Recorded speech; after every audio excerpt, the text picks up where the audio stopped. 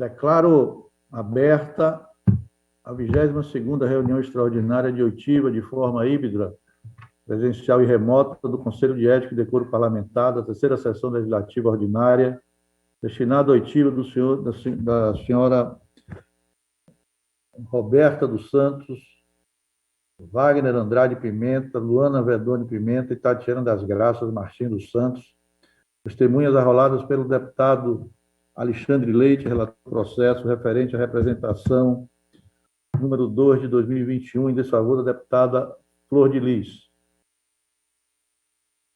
Conformidade com o artigo 5º, parágrafo único da ata da mesa, do ato da mesa 123 de 2020, que regulamenta a resolução de 14 de 2020, está dispensada a leitura da ata.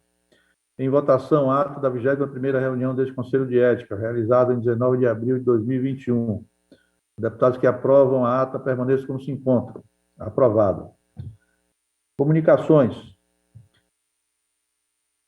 Em 19 de abril de 2021, foi protocolada a petição da deputada Flor de Lis, na qual argui exceção de suspeição em face do deputado Alexandre Leite, relator do processo referente à representação número 2 de 2021, por quebra de imparcialidade no processo. Informo que a decisão desta presidência do Conselho de Ética é pela rejeição da arguição de suspeição por inexistência de parcialidade do relator diante dos fatos arguídos pela defesa. A resposta dessa presidência foi encaminhada representada aos seus advogados e ao relator, que constará dos autos do processo. Quero informar aos advogados da defesa que esse presidente estará na próxima terça e quarta-feira no Conselho de Ética, na Câmara dos Deputados, estará à disposição de vossas senhorias, caso queiram realizar uma audiência com esse presidente.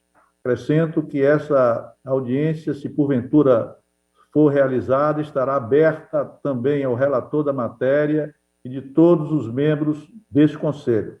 Caso os advogados de defesa queiram realizar audiência, por favor, comunique-se com o Conselho para que determinamos o horário e o dia, terça ou quarta-feira da próxima semana. Esclareço que as testemunhas Tatiana das Graças Martins dos Santos, Luana Verdone Pimenta e Wagner Andrade Pimenta, arrolados pelo deputado Alexandre Leite, relator do processo, desfavor da deputada Flor de Lis, não responderam os diversos convites enviados por este Conselho para prestarem esclarecimentos ao colegiado. A testemunha Roberta dos Santos enviou resposta em 18 de abril de 2021 por e-mail, confirmando a presença nessa reunião. Ordem do dia. Registro a presença remota da deputada Flor de Lis e dos seus advogados Anderson Hollenberg e Janira da Rocha. Faço alguns esclarecimentos a respeito da oitiva da testemunha, conforme dispõe o artigo 12º do regulamento deste Conselho de Ética. A testemunha prestará compromisso com a verdade e falará somente sobre o que lhe for perguntado, sendo-lhe vedada qualquer explanação ou consideração inicial à guisa de introdução. Inicialmente será dada a palavra ao relator, o deputado Alexandre Leite, para que formule as suas perguntas, que poderão ser feitas em qualquer momento que entender necessário. Após a inscrição inicial, será dada a palavra à representada e ao seu advogado para os seus questionamentos. Chamada para que os parlamentares inquiram a testemunha será feita de acordo com a lista de inscrição, chamando-se primeiramente os membros deste Conselho, que têm até 10 minutos improrrogável para formular perguntas, com 5 minutos para a réplica. Será concedido em seguida aos deputados que não integram o Conselho, a metade do tempo dos membros, 5 minutos. O deputado que usar a palavra não poderá ser aparteado e a testemunha não será interrompida, exceto pelo presidente ou pelo relator. Registro a presença da senhora Roberta dos Santos na sala de reunião virtual deste Conselho. Para atender às formalidades legais, será declarada oralmente a concordância da testemunha com o termo de compromisso, de cujo teor faço a leitura neste momento. Termo de compromisso. Os termos do artigo 12º, inciso 1º do Regimento do Conselho de Ética e Decoro Parlamentar, presto o compromisso de falar somente a verdade sobre o que me for perguntado, acerca dos fatos relativos ao processo número 22 de 21, referente à representação número 02 de 21, em desfavor da deputada Flor de Lis. Sala de reunião, 22 de abril de 2021, Roberta dos Santos. Solicito a senhora Roberta que declare oralmente a concordância com o termo. Boa tarde, eu concordo, sim. Passo a palavra ao relator, deputado Alexandre Leite, para inquirir a testemunha. Boa tarde, Roberta. Boa tarde, senhoras e senhores deputados e deputadas, senhor presidente, doutor Hollenberg. Inicialmente, presidente, já declaro por encerrado a oitiva das testemunhas arroladas pelo relator, ao fim, é claro, da oitiva da senhora Roberta. Na próxima semana, iniciaremos já a oitiva das testemunhas arroladas pela defesa, já com a confirmação da senhora... Das senhoras... Já confirmou?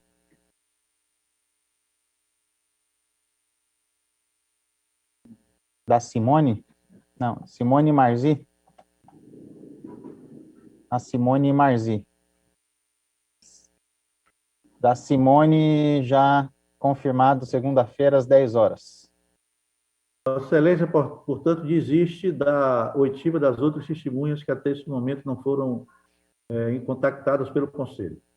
Perfeito, presidente. Infelizmente, o Conselho tentou por diversas vezes, já oportunizou, nós não tivemos retorno algum, principalmente Marzi das 13 às 15.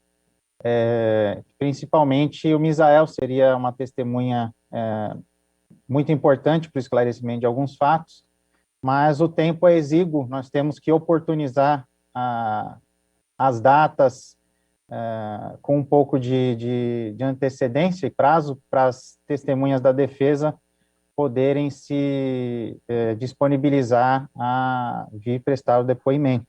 E também dar o tempo necessário à oitiva da representada, em tempo, né, de encerrar a instrução no dia 13 do próximo mês. Em virtude disso, muito que por óbvio, nós faremos o uso das provas emprestadas e dos depoimentos prestados em juízo para formalizar o relatório, mas, de toda forma, seria muito importante que essas pessoas fossem ouvidas de modo a esclarecer alguns fatos relacionados diretamente à conduta da representada a este conselho. Não sem mais delongas, boa tarde, senhora Roberta. Boa tarde. Muito obrigado pela disponibilidade. Eu gostaria inicialmente que a senhora pudesse se identificar, qual o seu relacionamento com a Flor de Lis, com o pastor Anderson. Então, tenho 26 anos, cheguei na casa da Flor de Lis e do Anderson até assim que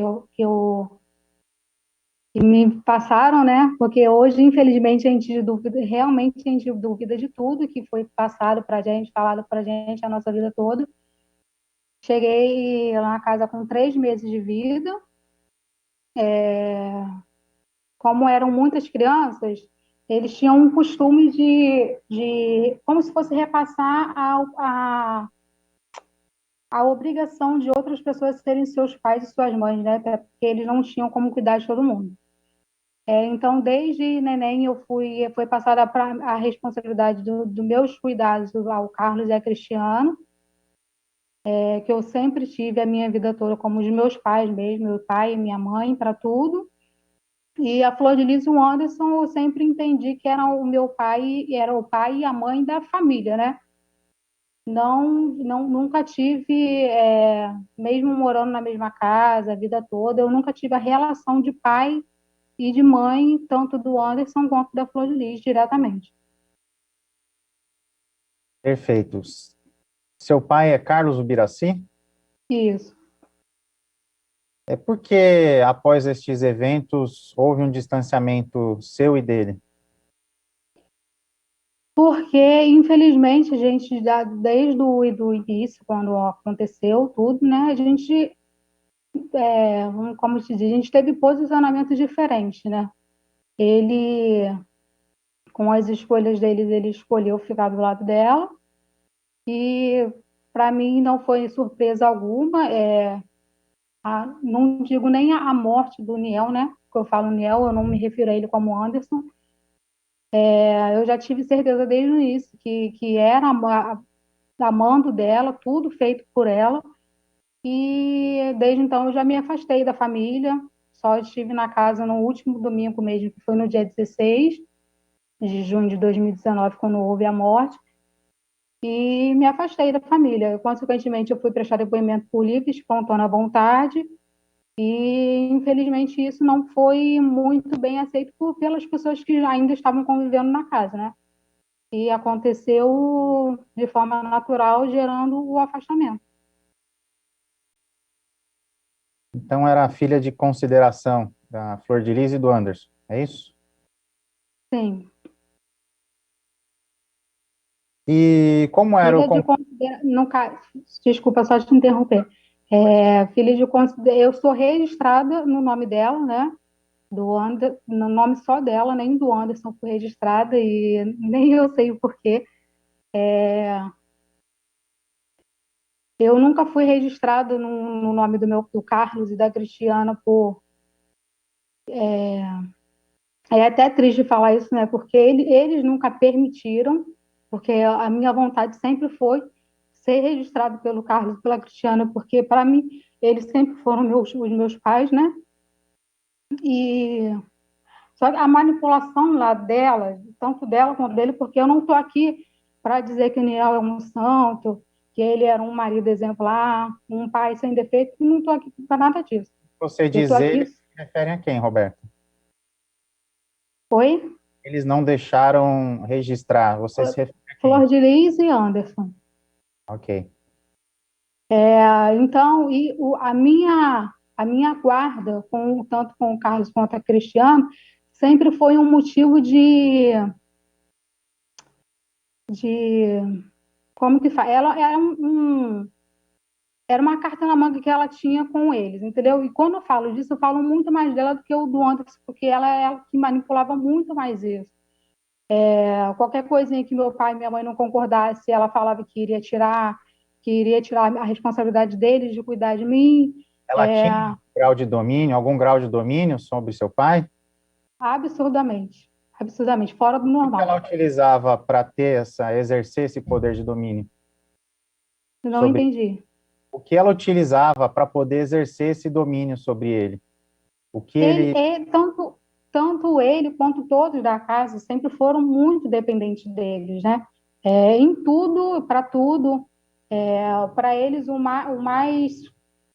melhor para eles era continuar na dependência deles, entendeu?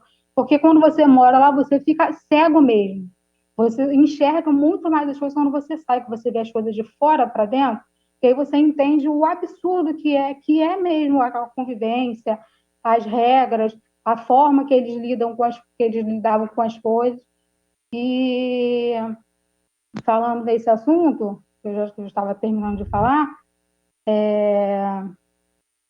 então eu nunca pude ser registrada pelo caso pela Cristiana, porque ela então, e o Anderson nunca permitiram, porque eram uma coisa que eles usavam a vida toda contra o meu pai, entendeu? E minha mãe.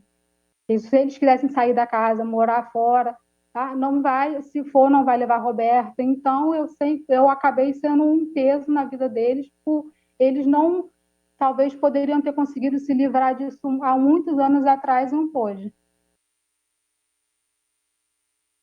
Certo. Só para esclarecer o conselho, que existe muita divergência de depoimento entre a Roberta e o Carlos Ubiraci. O Carlos Ubiraci está preso, responde também em falso testemunho. Adiante, alguém na casa já havia reclamado sobre o pastor Anderson, o comportamento dele, essas alegações todas que são feitas direcionadas a ele, alguma delas tem algum ponto de verdade? Como que é essa dinâmica? Tem um ponto de verdade, até tem, mas não ao extremo do que hoje é falado, entendeu? O Niel sempre foi muito rude, sempre foi muito sério, sempre foi muito de trabalho. Ele não aceitava as pessoas em casa sem trabalhar. Se não fosse procurar emprego, era obrigado a estar trabalhando na igreja, no meio da família. E diferente dele, ela já nunca ligou muito para isso, entendeu?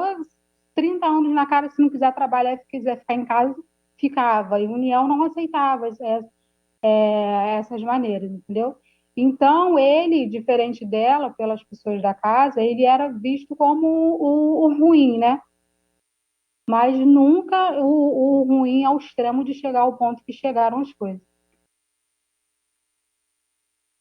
E tinha algum grupo dentro da casa que trabalhava e outro que não trabalhava? Era fácil distinguir ou era cada um por si? Tinha o grupo que trabalhava na igreja, tinha o grupo que batia o pé para trabalhar fora, porque eles não aceitavam que a gente trabalhasse fora. E tinha as pessoas que não precisavam fazer nada da vida, né? E ficavam em casa, que eram, como todo mundo sabe hoje, que eram os preferidos dela. Os filhos de sangue pertencem a um grupo fechado ou estão divididos em outros grupos desses mencionados? O grupo de sangue sempre foram os preferidos dela. Aí entra os de Trabalhar. sangue, entra os filhos os netos dela, no caso, né? Que entram de tabela, mas sempre foi a vida toda. A partir de que momento você soube desse plano de morte do pastor Anderson? Ele também teve ciência do plano, né, através da mensagem do iPad, mas foi aí ou foi antes? Onde você teve Eu, conhecimento do plano? eu soube no começo de 2019, quando eu estive na casa. Eu casei com 21 anos e saí da casa, mas eu ainda continuei tendo o convívio normal, ia lá quase todo final de semana, normal. Num final de semana que eu fui lá na casa, se eu não estou enganada, foi entre janeiro e fevereiro de 2019. Eu estive lá na casa e o meu pai, Carlos, ele me contou que o Niel procurou ele, mostrou para ele uma mensagem que ele descobriu num rascunho do iPad dele, que estavam tramando a morte dele, só que ele não acreditou.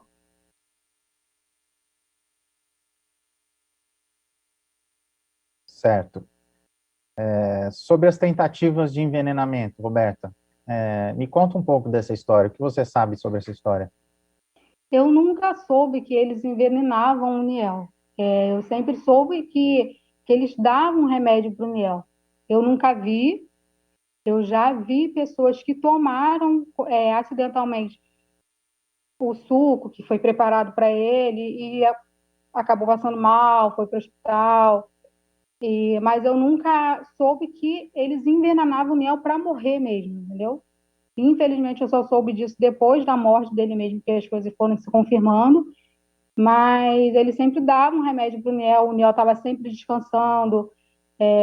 Já aconteceu de ter reuniões na casa enquanto eu ainda morava lá e, e o Niel não participou porque deram um remédio para ele estava dormindo. Então eu sempre achei que o remédio que eles davam para o Niel era um remédio para ele dormir, para ele descansar, porque ele era uma pessoa extremamente agitada, mas nunca né, em questão de envenenamento para levar a morte dele aos poucos, não. Certo. Quem que participava dessa ministração de remédio, né, entre aspas, veneno, para o Anderson? É, tem Você duas tinha respostas conhecimento. para te dar referente a isso, né? Tem as pessoas que você já imagina que seriam capazes de fazer isso por ela, né? Pela Flor de Lis e para a Flor de Lis. Eu nunca vi, então não posso te afirmar com certeza, só que eu sei da Marzi, porque teve um episódio que quando eu fui na casa, eu perguntei, a gente chegava na casa e perguntava, a mãe e o Niel estão aí? Porque eles quase nunca estavam em casa, estavam sempre viajando, sempre na rua fazendo algum tipo de trabalho. E teve um dia que eu cheguei na casa e eu perguntei, mas e a mãe e o Niel estão aí? Aí ela respondeu assim, a mãe está lá na lavanderia, o Niel está dormindo, porque eu já dei o remedinho para ele. Então, eu nunca vi o Niel passando mal porque tomou algum remédio. Para mim, quando eu sabia que ele tinha tomado, ele estava sempre descansando. Você acabou de mencionar que algumas pessoas passaram mal, chegaram a passar mal tomando algo que era para ser para o Niel. Quem foram essas pessoas? A minha mãe, Cristiana, ela mesma me contou que ela estava numa reunião na igreja, na sede, em São Gonçalo, e foi feito um suco de laranja para ele, só que ela não sabia que era dele.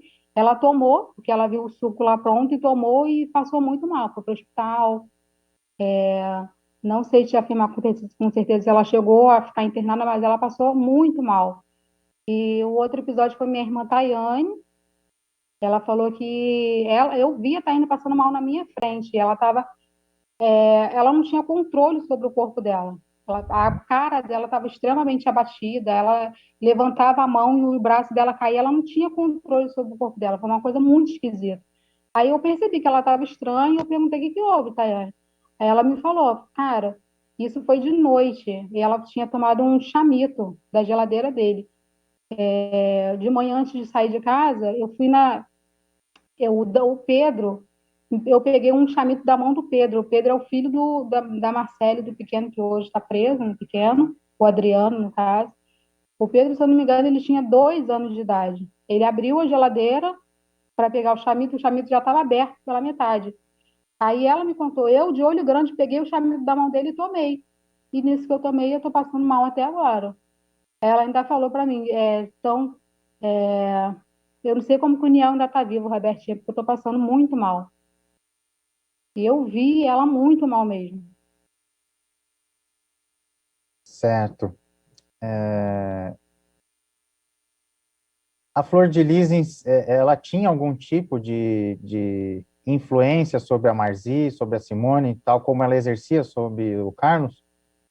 Demais, demais, demais, demais. Absurdamente. É fora do normal mesmo, mesmo. Até para gente que via, como te dizer, é porque ela era uma manipulação muito grande. Só que ela não manipulava todo mundo da mesma forma, entendeu? Por exemplo, comigo, a gente já não tinha muito contato com minha filha, de conversar, de estar perto, de estar junto, porque ela não tinha, ela nunca teve o domínio completo sobre mim, entendeu? Ela não entrava na minha cabeça, ela não mandava eu fazer, mesmo eu achando errado, eu fazia.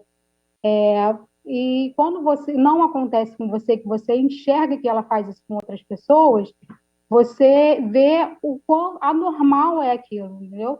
E com a Marzinha, então, principalmente, era muito, muito fora do normal. A Marzinha só faltava lamber o chão para ela pisar.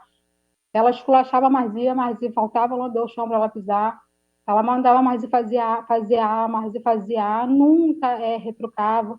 Porque a gente também sempre foi ensinada a, se ela, a mãe falar, a mãe está certa.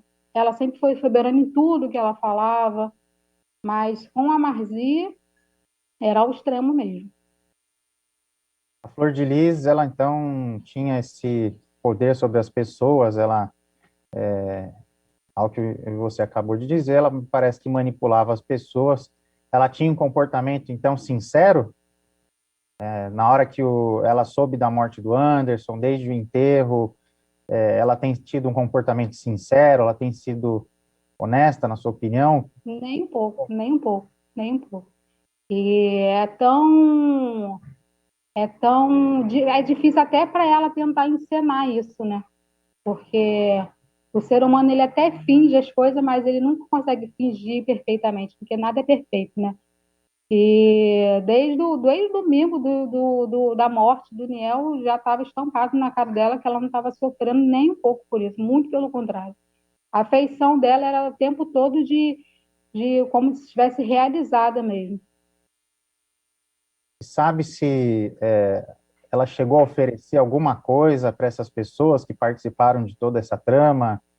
Se teve alguma coisa oferecida, dinheiro, poder, ascensão na família, alguma coisa? Não, É eu não, conhecimento? não, eu não soube exatamente, não. Ela tentou entrar em contato comigo uma semana depois da morte do Niel, mas eu não quis falar com ela. Ela me ligou de um telefone de um irmão nosso, porque eu acredito que se ela me ligasse do telefone dela, ela sabia que ele saberia que eu não iria atender. Aí ela tentou falar comigo e eu fingi que eu não estava escutando. Falei, oi, não estou ouvindo, a ligação está ruim. Comigo diretamente, eu também não dei a oportunidade para ela falar comigo, mas eu não soube, não. Imagino que sim, né? Porque para você se permitir a ficar no meio disso, envolver na morte de uma pessoa da forma que foi, não foi uma pessoa qualquer, o Niel era a nossa família, o Niel era a cabeça de tudo. Você tem que ganhar alguma coisa em troca disso, porque não faz sentido ficar ao lado dela, continuar ao lado dela, ser preso por ela e para a pessoa, infelizmente, não ganhar nada, né? É até irônico dizer isso, que você precisa ganhar alguma coisa para você permanecer numa sujeira tão, tão grande, mas eu acredito que sim, mas nunca não soube. Tá certo, Roberta. Eu vou finalizar com uma pergunta. Diante de tudo isso que você viu, do início ao fim, tem alguma possibilidade da Flor de Lis não ter conhecimento de tudo que estava acontecendo, dessa trama toda para matar o Anderson? Tem alguma forma? Nenhuma, nenhuma. Nada acontecia se ela não permitisse. Se ela quisesse o Neo vivo, o Neo estaria vivo até hoje. Se ela tivesse intervindo nessas ações, provavelmente ou certamente o Anderson ainda estaria vivo. Não é nem se ela não tivesse intervido, é se ela não tivesse manipulado e pensado e agido, né? Porque isso não vem da Simone, isso não vem da Marzi. A cabeça número um é ela, com certeza. Tá, ok. Muito obrigado, Roberta. Por hora, Por está nada. ok, presidente. Cedo a palavra, doutor Anderson Hollenberg, advogado da representada para inquirir a testemunha. Excelentíssimo senhor presidente, deputado Paulo Aze, meu boa tarde e meus cumprimentos. Ao ilustre, digno deputado Alexandre Leite, também gostaria de dar-lhe boa tarde e cumprimentá-lo. A todos os nobres deputados, ilustres deputados presentes nessa sessão, também deixo aqui meus cumprimentos e o meu boa tarde. Senhora Roberta, meu boa tarde, Boa primeiramente. tarde. Quem naquela casa efetivamente a senhora tinha como pai? Era o Carlos? Carlos, Carlos e mãe Cristiane, não é isso? correto. O Carlos hoje se encontra preso? Infelizmente, sim.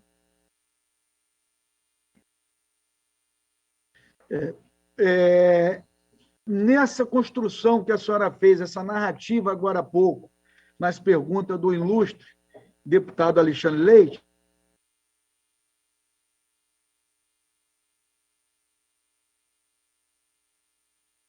Acho que caiu o Dr. Hollenberg. desse crime de homicídio contra o Anderson do Carmo. Hollenberg, por favor. Ficou mudo, eu não ouvi a sua pergunta Sua completa. pergunta, por favor, doutor. Caiu o sinal. Aliás, caiu de novo. Hollenberg, o sinal de Vossa Senhoria está fraco. Está cortando o sinal de Vossa Senhoria.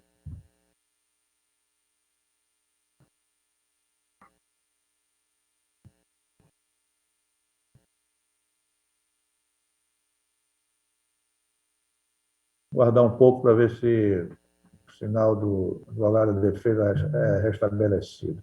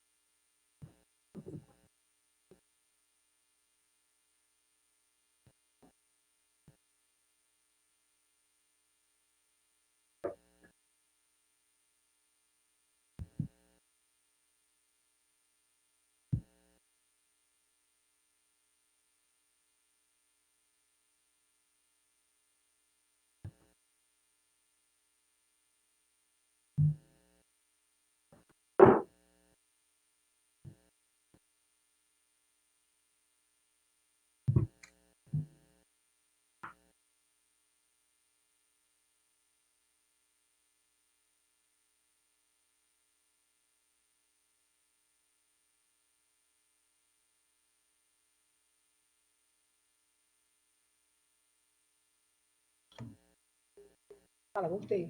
Ok, doutor Anderson, pode continuar aí com a sua inquirição. Senhor presidente, me desculpe, eu acho que a internet caiu. Senhora Roberta, então, não sei se a senhora me ouviu, mas com relação ao Carlos, o que a senhora entende sobre esses fatos relatados agora? Doutor, Anderson, continua ruim o seu sinal aí. Dos acontecimentos? Doutor Anderson, doutor Anderson, o seu sinal continua ruim. Daí correndo. Cortando muito o seu sinal aí, doutor. Entra aqui pelo meu. Empresta o celular para ver o.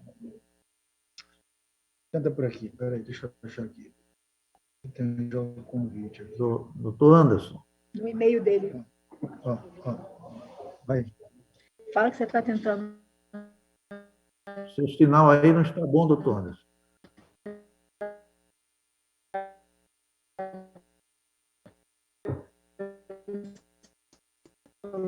Eu estou tentando aqui, pegando outro sinal. Aqui.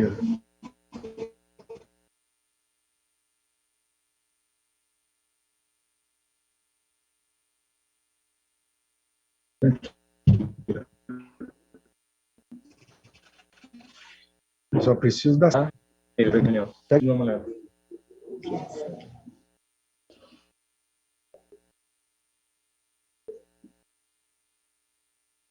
Fala aqui para ver se voltou.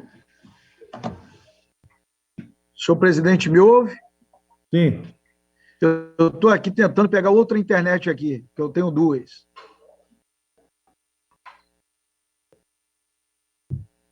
Você fez a pergunta, ela pode responder. Né?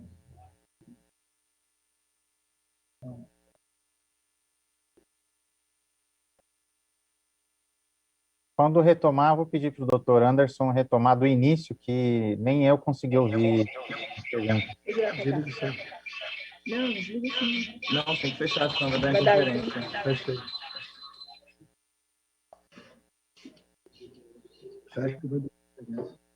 Me ouvem? Sim, Sim. agora sim. Perfeito. Retome, por favor, do início, doutor Anderson, porque a gente não conseguiu perceber a pergunta de Vossa Senhoria. Perfeito. Retornando, senhora Roberta, com relação ao Carlos, diante de toda a narrativa que Vossa Senhoria fez, o Carlos é inocente desse crime praticado contra o pastor Anderson ou não? Quais as informações que a senhora tem sobre a culpabilidade do Carlos? Na verdade, eu não tenho que achar que eu sei que eu sou inocente, né? Eu não posso falar por ele ou por qualquer outra pessoa que está presa hoje. Isso já é um serviço da polícia, do Ministério Público. O que eu tenho acompanhado, que eu vi que o Ministério Público se pronunciou que não teve nenhuma prova contra ele, fora, infelizmente, a omissão que ele teve desde o início por ela, né? Não tem como eu afirmar para você se ele é inocente ou não, porque eu só sei de mim mesmo. Sim. Eu perguntei porque a senhora poderia trazer alguns dados, elementos, e por isso da pergunta. A senhora sabe informar se ele recebia salário da igreja? Não sei te informar. A senhora sabe esclarecer se ele possuía um automóvel Captiva? Não sei. A senhora também não sabe que ele tinha comprado uma casa? Sim, soube da casa de Itaipuaçu. E a senhora sabe como que ele comprou essa casa? Se foi com o salário da igreja? Não sei. Não sabe? A senhora convivia com ele pouco? Não. Sempre tive contato com ele, mesmo não morando na casa. E a senhora, nesse convívio, mesmo não morando na casa, a senhora nunca viu ele de posse desse carro, dessa Captiva? Não. Nunca viu? Nunca vi. E também nunca soube de onde que vinham os rendimentos dele? Não, porque não é uma coisa do meu interesse para eu questionar ele. Nunca procurei saber da onde que vem a renda dele, a verba dele, de como ele vivia, financeiramente falando, mesmo sabendo que ele era muito dependente deles, né? com relação à igreja, mas não, Quantos anos que fazem que a senhora está fora da casa, residindo na casa? 5 anos. Deixou de residir. Quanto? 5 anos. 5 anos. Antes desses 5 anos, antes da senhora deixar a casa, o Carlos, a senhora morava dentro da casa do Carlos? Ou seja, Sim, existe a casa central e existe a casa do Carlos, com a Cristiane. Era dentro dessa casa do Carlos e Cristiane que a senhora residia? sim, dentro da casa com eles. E lá nesse momento, nesse tempo todo que a senhora residiu, o Carlos vivia de quê financeiramente? Trabalhava na igreja, nunca perguntei para ele como que você vive, como que você recebe o teu salário. Eu sempre entendi que ele trabalhava na igreja e recebia algum salário da igreja, mas nunca foi eu perguntado para ele, ele me respondido isso. Então, no meu entendimento, ele recebia salário da igreja como pastor. E a senhora sabe quem é que fazia esse pagamento para ele? Não, A senhora teve curiosidade ou alguma irmã, que são tantas, lhe informou quem é que fazia a administração financeira da igreja? A senhora sabe informar? Misael que fazia junto com o pastor.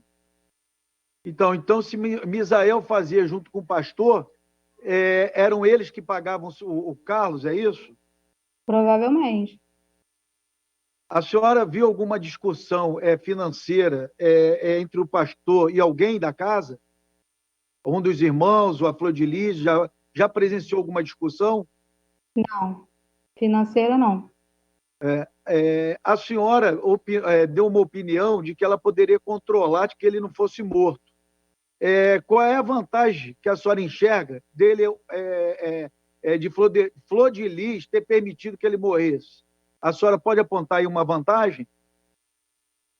Posso apontar vários para você. Por favor. Falando na casa em si, ele não estando na casa, as pessoas teriam uma liberdade que não tinham quando ele era vivo, porque ele não permitia muita coisa. Já pintaram ele como um ditador, ao máximo de referente ao dinheiro, então ao controle do dinheiro, que ela tanto fala que ela nunca teve, né?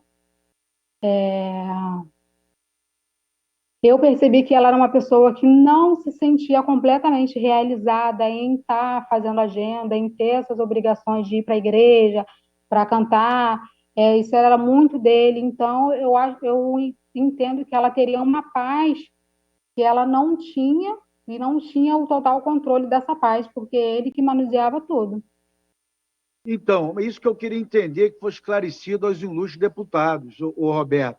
Você diz as pessoas eram controladas, ele era tido como ditador, ele controlava tudo. Ela era controlada completamente por ele, ela como deputada federal, como cantora gospel, então era controlada por ele. Ele controlava como ditador. Não, eu nunca falei que era um ditador. Eu acabei de falar que as pessoas pintavam ele como esse ditador que falam hoje, que eu nunca achei, ao extremo do que falam hoje. Nunca achei e nunca percebi isso. Referente à sua pergunta, A minha sim, pergunta ele controlava ela com relação à igreja. Não tenho como te afirmar que ele controlava o dinheiro dela, porque isso eu nunca vi. E de várias outras formas, a roupa que ela vestia, ele sempre falava, mas não ao extremo do que ela, eu não posso opinar. O Leão mandou, eu tenho que fazer. Nunca ao extremo assim, não, nunca vi.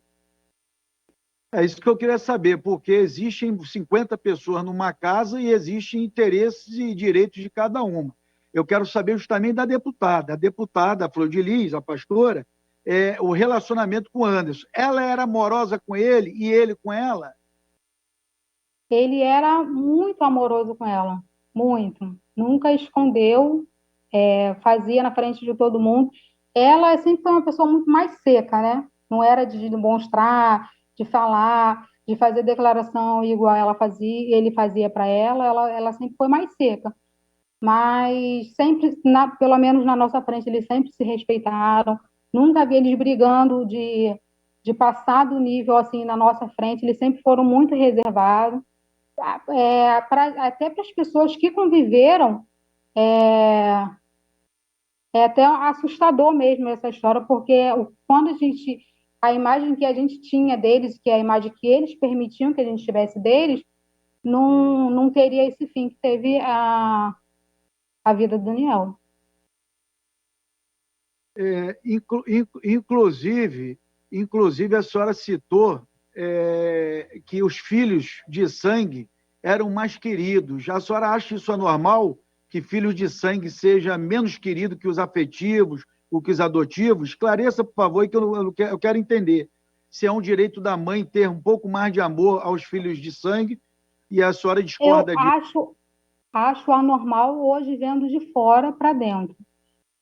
Quando a gente mora lá, infelizmente, até o que é o absurdo aos olhos de vocês, para a gente acaba sendo normal, infelizmente. Eu acho que se você pega uma criança para você adotar, aquela criança passa a ser o seu filho. Você tem que dar o máximo de amor que você puder. Ou, se não, o mesmo amor que você dá para um filho que você gerou da tua barriga.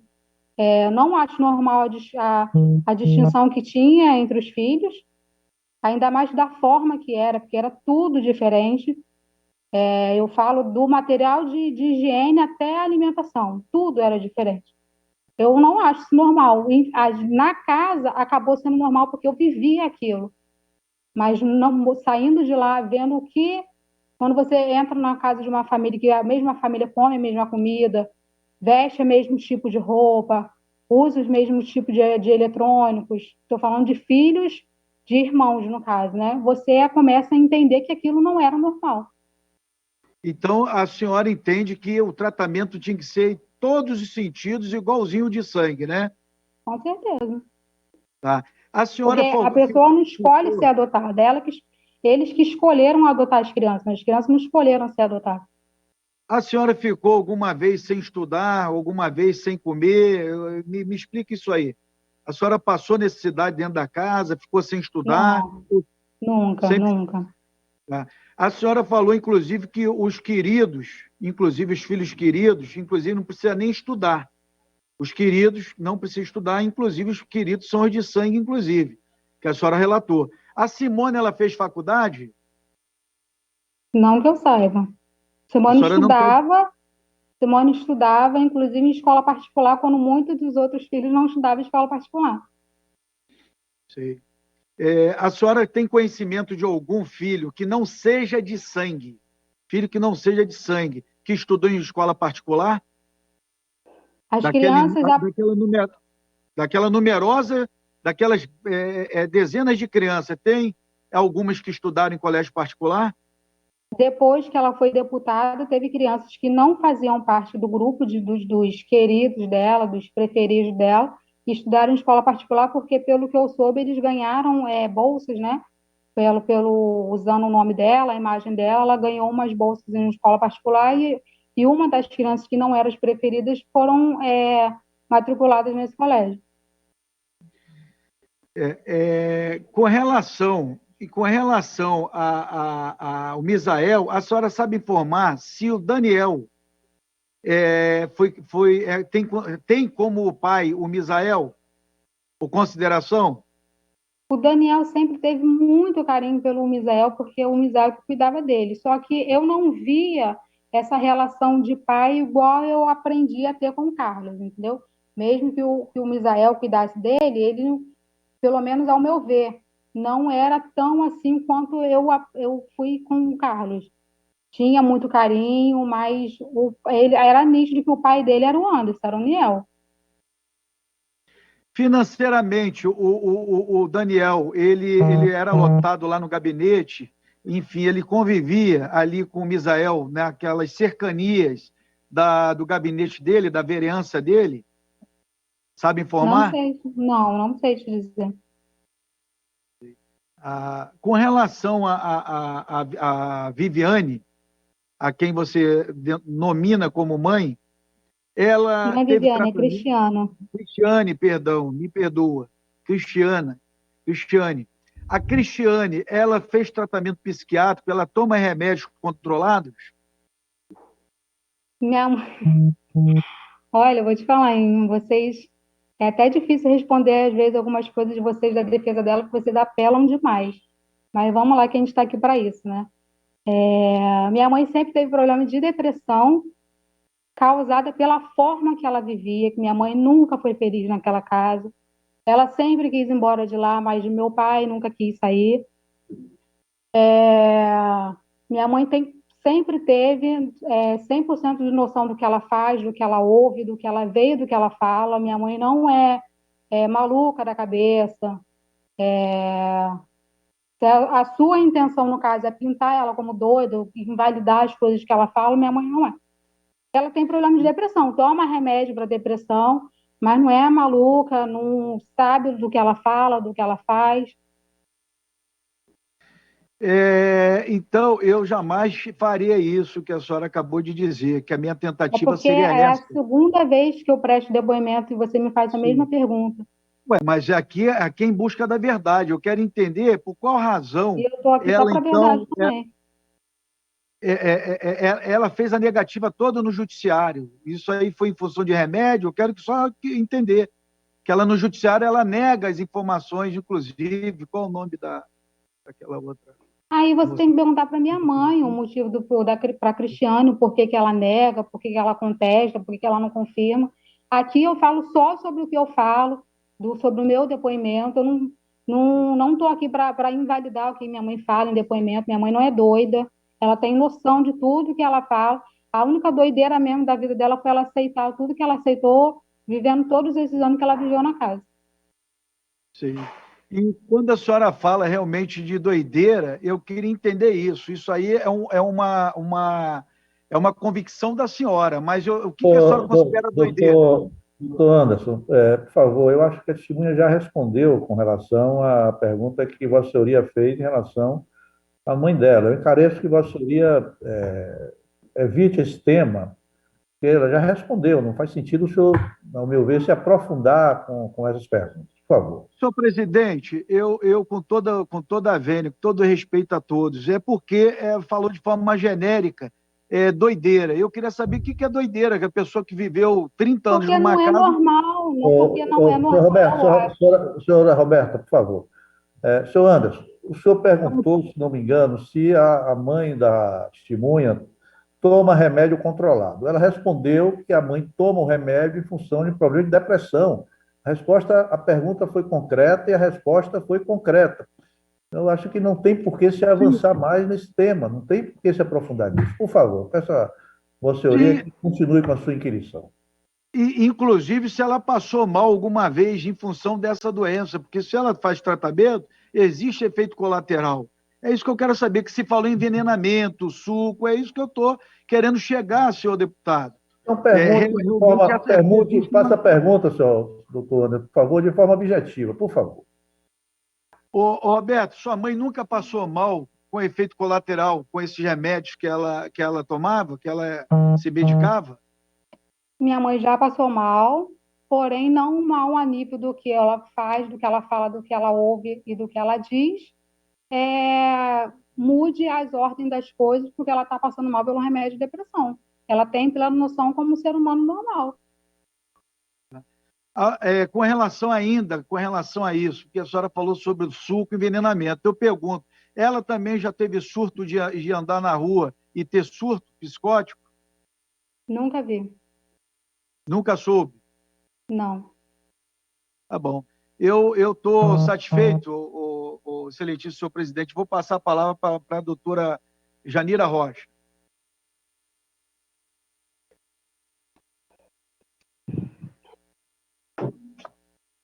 Boa tarde, Roberta. Boa tarde.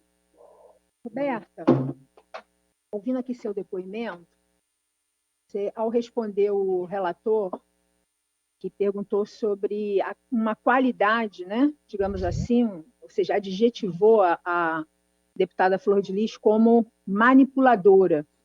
Tanto ele quanto você falaram dessa qualidade pessoal.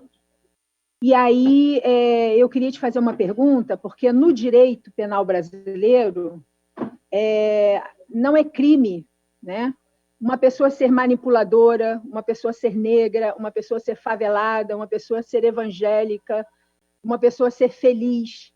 O direito penal não criminaliza Mas essas quando pessoas. se leva um crime, sim, né? Por favor, você pode A gente tá aguardar falando de eu um crime. terminar? Por Por favor, favor, Roberto. Roberta. Roberta, por favor, aguarde a Ok, pergunta desculpa. da advogada, por favor. Então, o direito penal, ele não faz esse tipo, ele não criminaliza as pessoas pelo que elas são. O direito penal brasileiro, ele criminaliza as condutas. Uma mulher evangélica pegou um punhal e deu 10 golpes. Uma mulher negra bateu com um carro e matou alguém.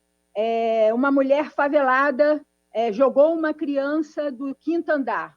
O direito penal criminaliza condutas e não adjetivos.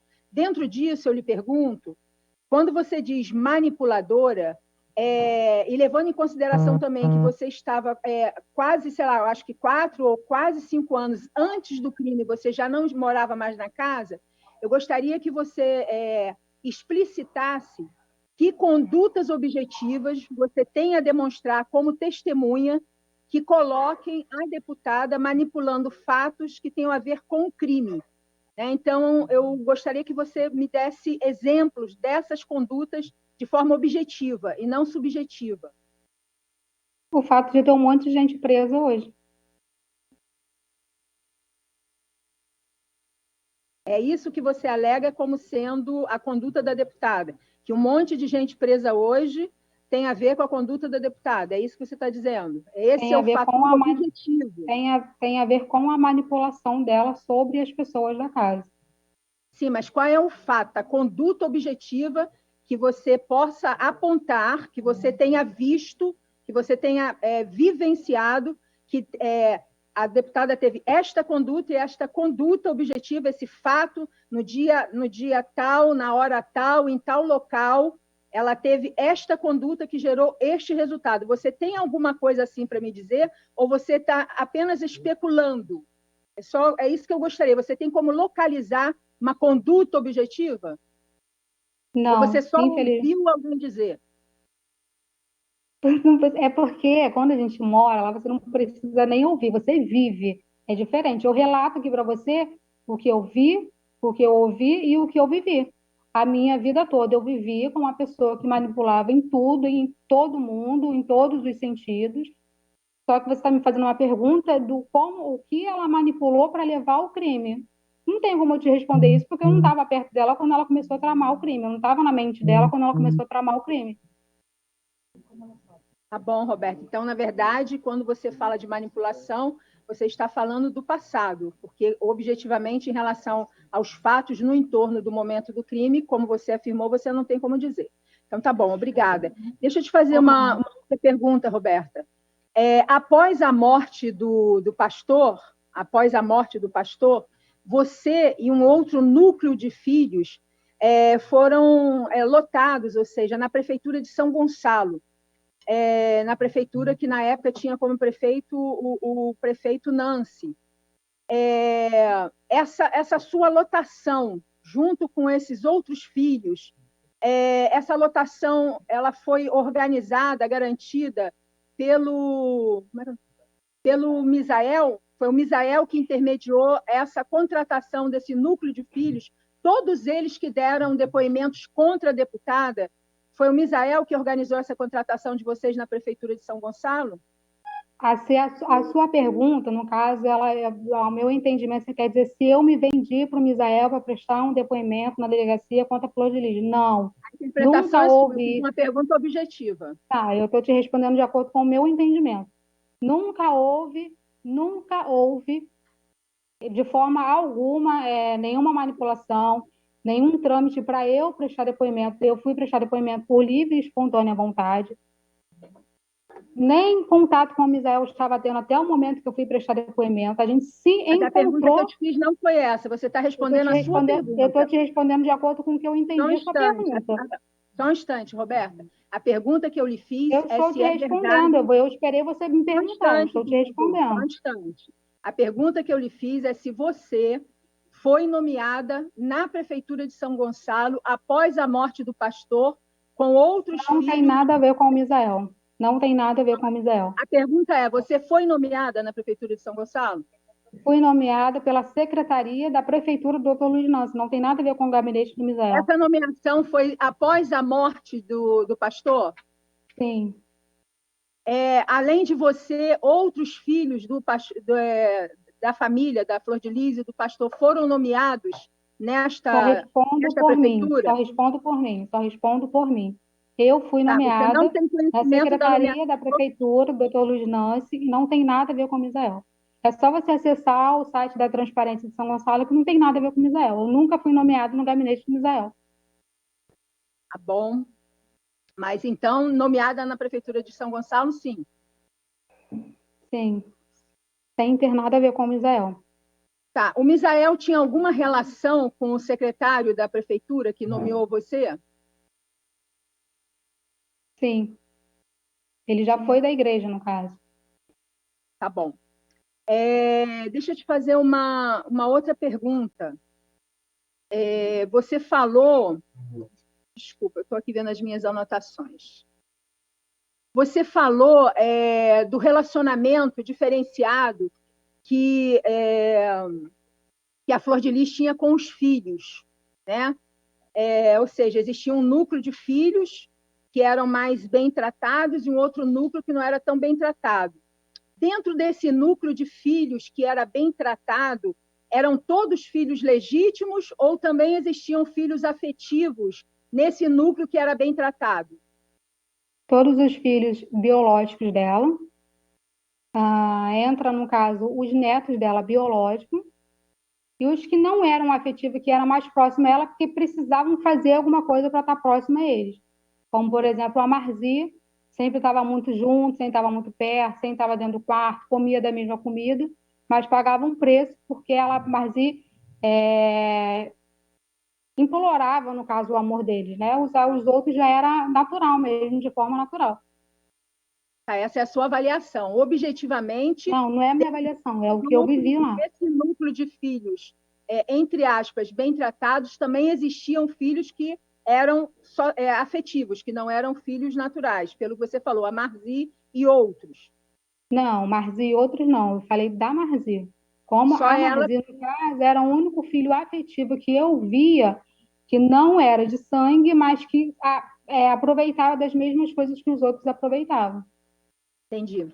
Ô, Roberta, essa situação, essa afetividade seletiva que você fala que existia, isso lhe trouxe, como pessoa, lhe trouxe mágoa, ressentimento? Não, nem um pouco. Você não tem nenhuma mágoa, nem um ressentimento desse... Sempre Você é uma foi pessoa muito completamente resolvida em relação a isso, porque nunca pesou isso para mim, porque era recíproco. O amor que ela não me dava, eu também não dava para ela como filho, entendeu? Eu não implorava pela atenção dela, eu não implorava pelo amor dela. Eu sempre tive isso do meu pai, Carlos, da minha mãe, Cristiano. Então, com relação a ela e o Anderson, de pai e de mãe, isso nunca fez diferença para mim, porque eu sempre tive o Carlos e a Cristiano. Não tenho nenhuma mágoa referente a isso. Muito pelo contrário, isso nunca mudou em nada na minha vida. Exatamente pelo fato de eu ter o Carlos e a Cristiana. Deixa eu te fazer uma outra pergunta. Você falou agora há pouco que o Niel, né, o pastor Anderson, era uma pessoa muito rude, muito dura, muito disciplinadora, ao contrário da Flor de Lis, que era uma pessoa mais permissiva, mais protetora, né? Isso eram com... Como você isso era com todas as pessoas, essa proteção dela? Ou seja, ela era uma pessoa protetora com todos os filhos ou ela fazia algum tipo de exceção nessa proteção? Como tudo que era de biológico para afetivo, para adotivo, era diferente. Era. Quando eu falo para você, tudo é tudo. É carinho, é atenção, é alimentação, é eletrônico, é comida, é material de higiene, tudo, tudo, sem exceção de nenhum tipo, de nenhum tópico. A Anabel e a Isabel, elas são filhas afetivas. Como era a relação da Flor de Lis com elas, com a Anabel e com a Isabel? A Anabel e a Isabel era como se fosse de sangue delas. Apesar de serem afetivas, ela as tratava como se fossem filhas de sangue, ou seja, Tinha o mesmo então, tratamento. mesmo não sendo filhos, entre aspas, legítimos, ela tinha um tratamento Tinha o afetivo. mesmo tratamento. Tá. Uma outra questão, Roberta, é que tanto o relator quanto você falaram, se referiram à deputada dizendo o seguinte: se ela, a deputada, não quisesse, não aconteceria. Ao mesmo tempo, quando você faz uma caracterização da relação existente entre a deputada e o pastor, fica claro para a defesa que o pastor era quem mandava. E, segundo você, a deputada, inclusive, teria como motivo do crime o ressentimento contra ele, porque era ele quem mandava, que ela era comandada por ele e não aceitaria mais isso. Mas, afinal, quem é que mandava? Era ele, era ela? E se era ele que era a pessoa que tinha o mando, quando você diz se ela quisesse, não aconteceria, o que é esse quisesse? Porque também aqui é necessário traduzir esse adjetivo. Se ela quisesse, eu não quero. Só para terminar, Roberta, só um instantinho, já vou terminar. É que eu sou meio prolixa, eu até te peço perdão. Uhum. Mas assim, eu queria que você me traduzisse esse querer, né? Querer com que conduta? Eu te faço isso, Roberta, porque, mais uma vez, o direito penal do inimigo é que usa esse tipo de adjetivação. O direito brasileiro, a gente precisa ter um exemplo da conduta. Então, quando você fala quisesse, né, você se remete ao querer da deputada, exatamente ao que você está se referindo. O quisesse, é a permissão dela.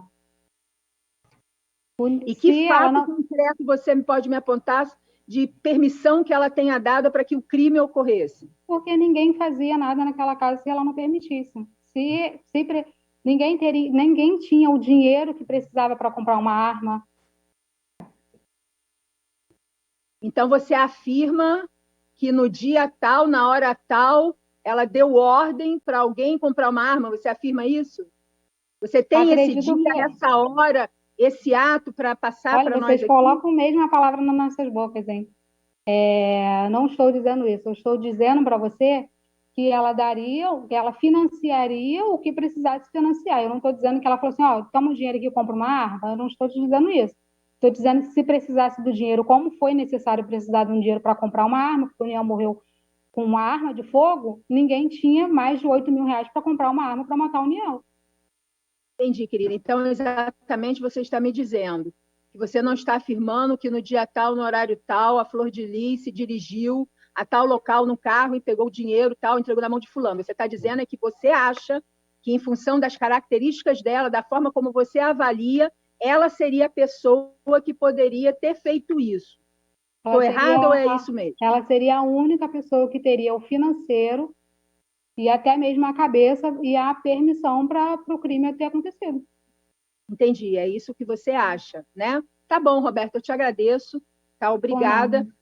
Presidente, eu gostaria que, antes do senhor terminar a sessão, eu gostaria de fazer um requerimento, e aí eu peço a palavra ao senhor, por favor.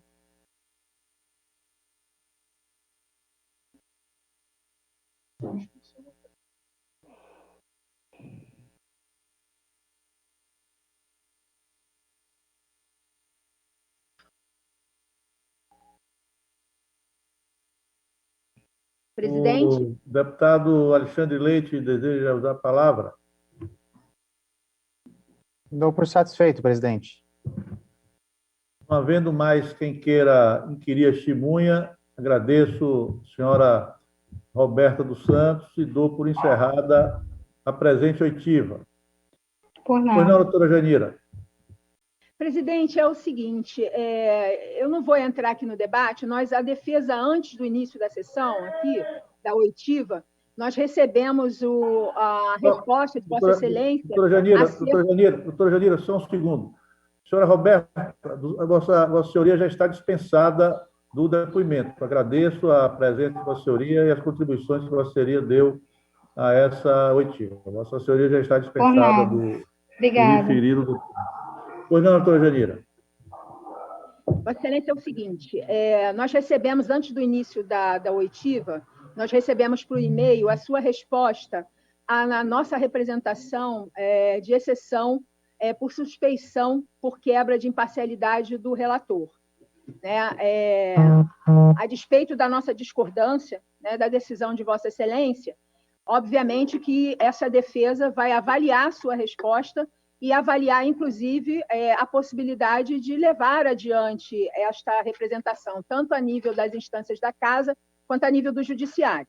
Agora, independente deste mérito, existe uma outra questão que foi colocada no nosso documento, que tem a ver com a ordem dos trabalhos. Na medida em que o relator afirmou, né, publicamente, que os motivos, ou seja, que os argumentos que ele usaria para fazer a sua avaliação sobre a quebra de decoro não repousavam sobre os testemunhos que estão acontecendo nessa comissão, que esses testemunhos serviriam apenas para que os parlamentares que não pudessem ler o processo da deputada pudessem ter uma visão geral, e que ele iria, sim, se basear no monitoramento que ele estava fazendo na internet de várias condutas da deputada desde o início, né, lá na época do falecimento do pastor até agora, que ele iria, através desse monitoramento, levantar as condutas que iriam ser avaliadas. O senhor sabe que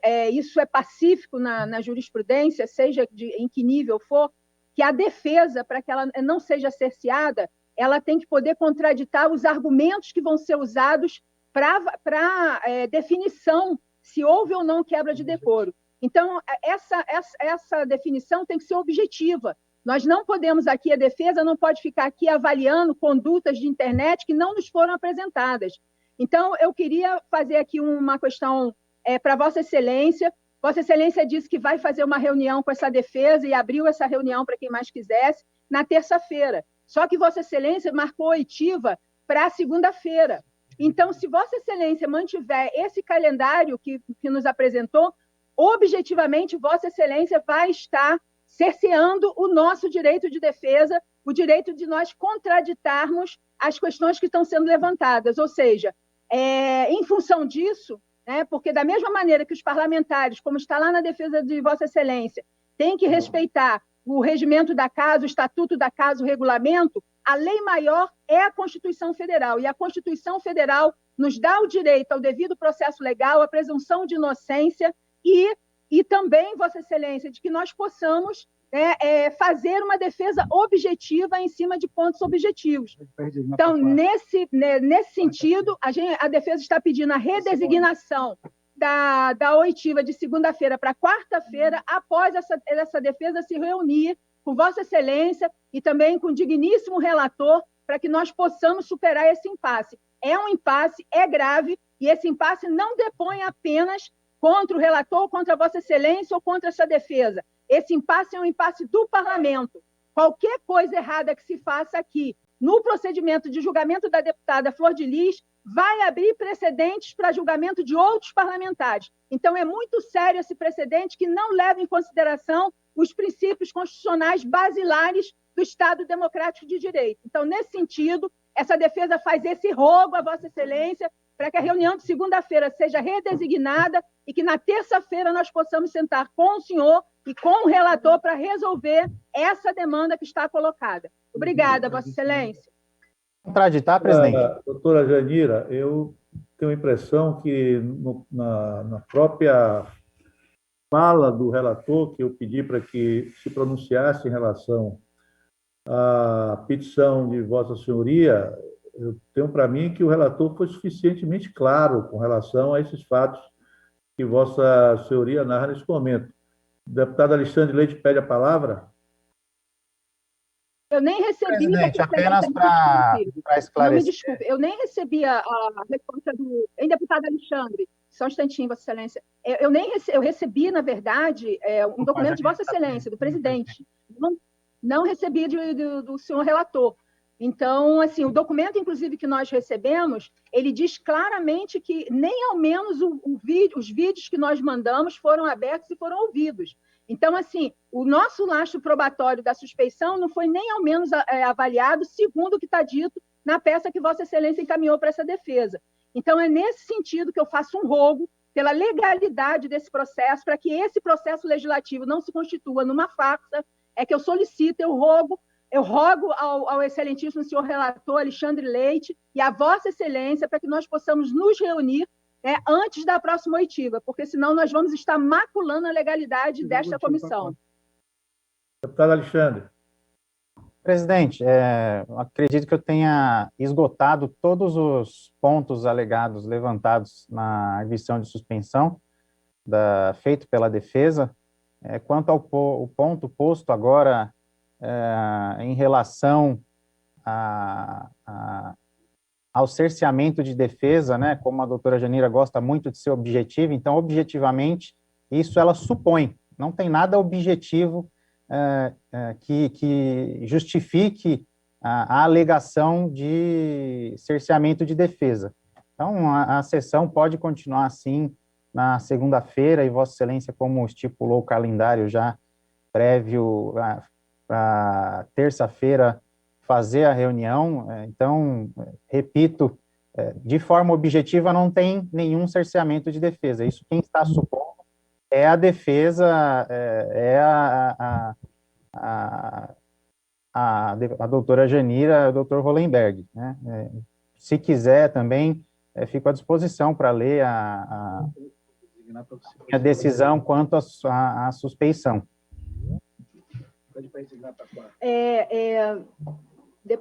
Presidente, só uma questão. Nos chegou, tá, deputado Alexandre Leite também, chegou esta defesa hoje, cerca de 10 minutos antes da oitiva, chegou um e-mail com a resposta do deputado Paulo Aze, como presidente. Nós não tivemos acesso, não posso dizer porque eu estou aqui, nós nem ao menos tivemos acesso a uma resposta formal do relator. Outra questão, além da demanda da suspeição, né, que significaria o afastamento do deputado Alexandre Leite, tem um outro debate, que é o debate de trazer à ordem o cenário, ou seja, da contradita das audiências. Então, assim, essa defesa está declarando que ela tem aqui um impasse. Ela não tem como defender a deputada, na medida em que existe uma declaração do relator dizendo que os fatos que serão avaliados, né, para formar sua convicção para o relatório final e para o seu voto, não são os fatos apresentados pela representação inicial do deputado Mota. Então, nesse sentido, para garantir... Deixa eu só terminar, deputado. Posso proceder à leitura já, presidente, então, da manifestação? Por favor, a defesa quer só concluir. Só concluir. Deixe apenas a doutora Janira concluir, que eu passo a palavra para Vossa Excelência. Nós estamos aqui fazendo um pedido simples, deputado. Aqui não se trata de passar um rolo compressor sobre a defesa. A defesa aqui está dizendo que não tem direito, tá certo? Que não consegue fazer a defesa da deputada Flor de Lis da forma como a Constituição manda, se nós, antes de sermos ouvidos e discutirmos qual é o problema que está no processo legislativo, a gente já vai ser atropelado por uma nova oitiva. Então, nós, inclusive, estamos declarando aqui que a defesa tem dificuldade de estar na audiência de segunda-feira, caso ela não possa ser ouvida antes. Porque, assim, compromete o nosso trabalho. Nós vamos estar com o nosso trabalho comprometido se a gente, antes de sentar com Vossa Excelência e com o relator, a gente tiver que vir para uma oitiva, Vossa Excelência. Então, é um pedido. Eu não vejo qual é o grande problema em redesignar. Né? Vai mudar em quê? Redesignar uma audiência de segunda para quarta-feira para que nós possamos estar juntos na terça-feira.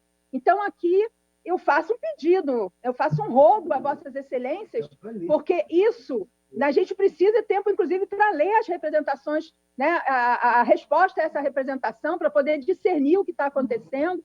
Então, assim, é um pedido que a defesa está fazendo. Se isso for atrapalhar demais o processo legislativo, eu creio que o problema é do processo legislativo e não dessa defesa que dá uma batalha para poder fazer, né, o que é importante fazer em prol da sua representada. Deputado Carlos Sampaio, a palavra com Vossa Excelência.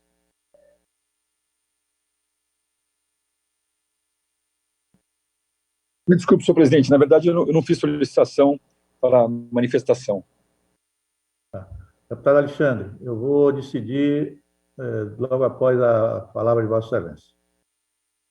Presidente, referente à minha participação nessa live, ela se deu justamente em defesa do Conselho, né? A gente tem muita especulação de como funciona o processo no Conselho de Ética, as pessoas confundem muito o processo penal com o processo dentro do Conselho de Ética, as pessoas questionam a morosidade do Conselho, o corporativismo do Conselho. Então, eu acho que a participação, não só minha, mas de todos os parlamentares, nos debates públicos importantes, para a gente desmistificar essas questões e outras relativas ao nosso trabalho. Faz parte da atividade parlamentar essa participação e prestação de contas ao público.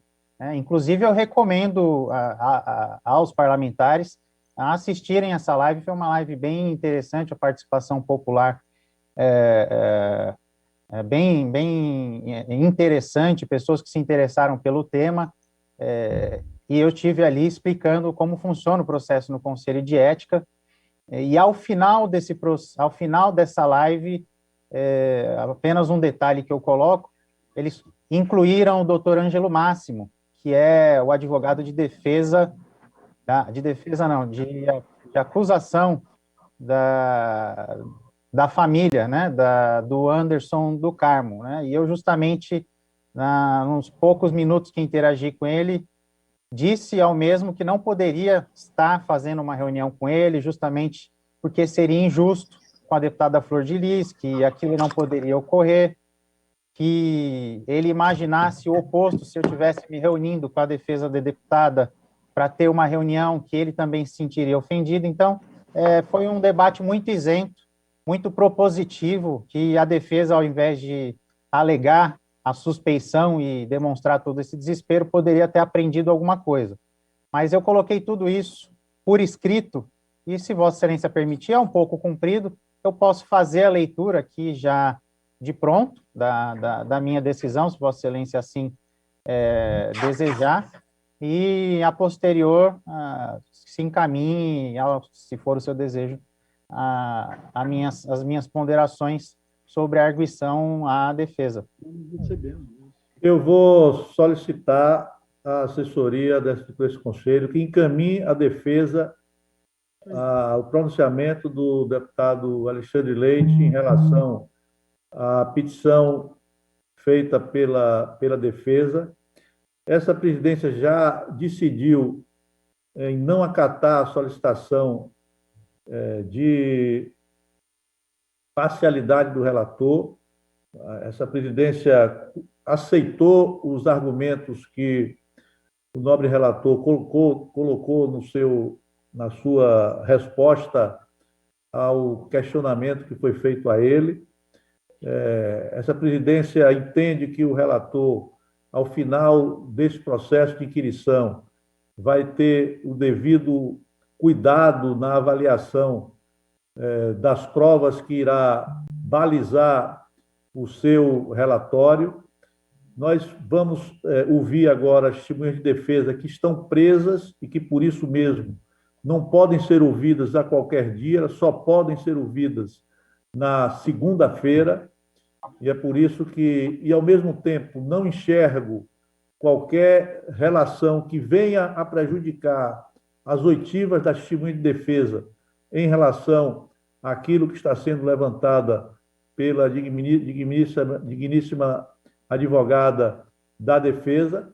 Por isso mesmo, mantenho as oitivas para a próxima segunda-feira e me coloco à disposição para reunir-me com vossas senhorias, na presença do relator, se ele desejar, e de qualquer membro desse conselho, na terça, na quarta-feira, para que possamos ajustar os passos futuros dessa representação referente à deputada Flor de Lis.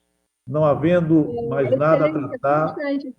Só um instante, assim, com os meus votos, né, contrários, mas, enfim, eu gostaria de passar para o doutor Anderson Hollenberg, que ele tem um requerimento a fazer em relação à próxima audiência, tá? Pois não. Senhor presidente, primeiramente perguntar qual o testemunho que já está confirmada para segunda-feira. Olha, no momento que eu vou ler em seguida as oitivas que já estão agendadas, aí Vossa Senhoria vai ter conhecimento. Só um minuto que eu vou já aqui ler, antes de encerrar a sessão, as próximas oitivas desse Conselho. Excelentíssimo senhor presidente, justamente eu estou indagando pelo seguinte: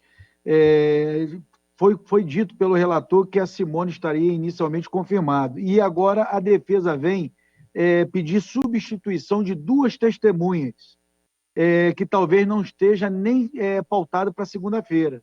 Por isso que eu estou perguntando, indagando a Vossa Excelência quem é que já está confirmado.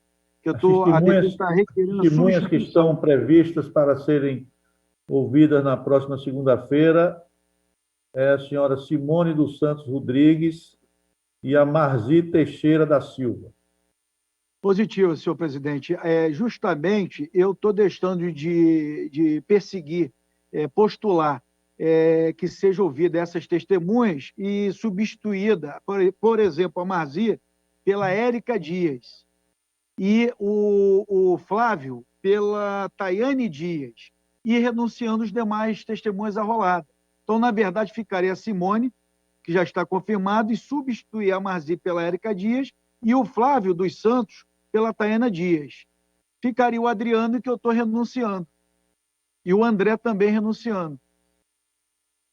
Vossa Senhoria, por favor, oficialize a solicitação da substituição das referidas testemunhas.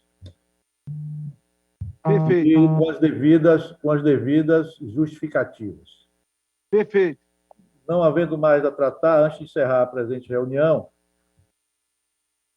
informo a esse Conselho que está prevista nova reunião na próxima segunda-feira, que seria para as oitivas dessas testemunhas que acabam de serem declinadas pela defesa, e na próxima terça-feira, às 14 horas, para ouvir os deputados Carlos Jordi, Felipe Barros e Luiz Lima, arrolados pelo representado deputado Daniel Silveira, no processo referente à representação número 17 de 2019. Está encerrada... Presidente, deputado Ivan Valente. Deputado Ivan Valente, Vossa Excelência pediu a palavra? Pedi. Mas é sobre exatamente o caso Daniel Silveira. Quando é que nós vamos ter a próxima audiência? Nós estamos convocando, deputado Ivan, uma reunião do Conselho para a próxima terça-feira, às 14 horas, para ouvirmos os deputados arrolados pela defesa do deputado Daniel Silveira, os deputados Carlos Jordi, Felipe Barros e Luiz Lima. Próxima terça-feira, às 14 horas. Eu queria só comunicar, presidente, que eu vou entregar ao relator, o deputado Alexandre Leite ainda está aí na sala, né? Sim. Uma fita gravada, logo depois do debate que houve com o delegado Valdir, o depoimento do delegado Valdir, foram ouvidos várias pessoas, e o deputado Daniel Silveira afirmou várias vezes que ele não tinha feito aquela gravação, né? Que é a razão, inclusive, da representação. E após ele ter falado isso, o jornalista Diego Amorim, do Antagonista, né, publicou uma gravação completa com ele. Era uma entrevista com ele em que ele falava claramente que ele gravou, sim, que ele levou o presidente da República. Então, é uma prova, me parece, contundente. Se eu não me engano, o deputado Alexandre Leite, quem estava, o Carlos Sampaio, acho que estava também nessa oitiva, né? Ele insistiu várias vezes que ele não tinha gravado. A coisa que mais grave se faz de um conselho de ética é mentir, né? E, principalmente tratando de um parlamentar. Aliás, só lembrando aí ao Júlio Delgado, que eu estou vendo aqui, que o Eduardo Cunha foi caçado por isso, né? Porque ele mentiu, né, na CPI, e aqui no Conselho de Ética mais ainda. Então, eu quero entregar pessoalmente ao relator, quero mandar o relator... Deputado Ivan, Deputado Ivan, Vossa Excelência pode solicitar juntar o documento, o nosso regulamento, no artigo 13, permite isso. A Excelência pode encaminhar para ser juntada nos autos do processo. Presidente, rapidamente, deputado Júlio Delgado. Queira usar uso da palavra, declaro... Rapidamente, deputado Júlio Delgado. Deputado Carlos Sampaio? Alguém pediu a palavra? Júlio Delgado. Pois não, deputado. Primeiro, cumprimentar Vossa Excelência, dizer que semana passada eu e o deputado Carlos Sampaio tivemos que funcionar no impedimento de Vossa Excelência de presidir a sessão numa das inquirições desse caso aí do deputado Daniel Silveira. Cumprimentar o Ivan, a gente fica à distância sentindo até a saudade da ausência do momento de compartilharmos, mas saudar Vossa Excelência e dizer que Vossa Excelência tem assumido aí o papel como um bom baiano, como outros baianos que o antecederam na presidência dessa comissão. Nós que tivemos o caso, Vossa Excelência participou, não como presidente, mas como membro desse caso que foi citado pelo Ivan, de todas as atitudes protelatórias. E, nesse sentido, eu quero cumprimentar a Vossa Excelência e ao deputado Alexandre, que está funcionando nos 3 processos com o maior imbróglio que nós temos hoje no Conselho de Ética. Então, esse sentido, e o que ele falou muito bem, e quem me ensinou isso foi o deputado Carlos Sampaio, que o Conselho de Ética é um processo judicialiforme. Eu queria falar isso para a depoente que acabou de ser dispensada pelo deputado Alexandre e por Vossa Excelência, em que ela é inquirida pela defesa como se ela estivesse respondendo a um outro processo. Não, no Conselho de Ética nós estamos julgando a ética e o decoro parlamentar. E a gente vê as mesmas posturas protelatórias por parte das partes, achando que nós podemos botar alguém ou aumentar a pena de quem quer que seja, de imputar alguma tipificação penal que não cabe a este Conselho. Nós temos aqui fazer o nosso papel e, ao não permitir que isso aconteça, Vossa Excelência e o relator têm cumprido, e eu queria que a gente pudesse estar mais próximo para poder dar a resposta que o deputado Alexandre de Leite disse que vinculou a esse vídeo. Era só saudar a Vossa Excelência, deputado Alexandre de Leite, para que a gente possa cumprir os nossos prazos na próxima segunda, terça e acelerarmos. Eu sei que Vossa Excelência está seguindo os bons passos dos bons baianos. Um abraço, muito obrigado. Agradeço, deputado Júlio Delgado. Tenho certeza que eu acompanhei pelo YouTube o desempenho de Vossa Excelência quando concluí a última reunião, e eu sempre ouvindo e assistindo Vossa Excelência para aprender um pouco com a experiência e com a competência do meu querido amigo, deputado Júlio Delgado. Um abraço ao deputado Carlos Sampaio, ao deputado Ivan Valente, ao deputado Alexandre de Leite, doutor Anderson Hollenberg, a doutora Janire e a todos que acompanham esta oitiva, e declaro encerrada a presente reunião. Boa tarde a todos.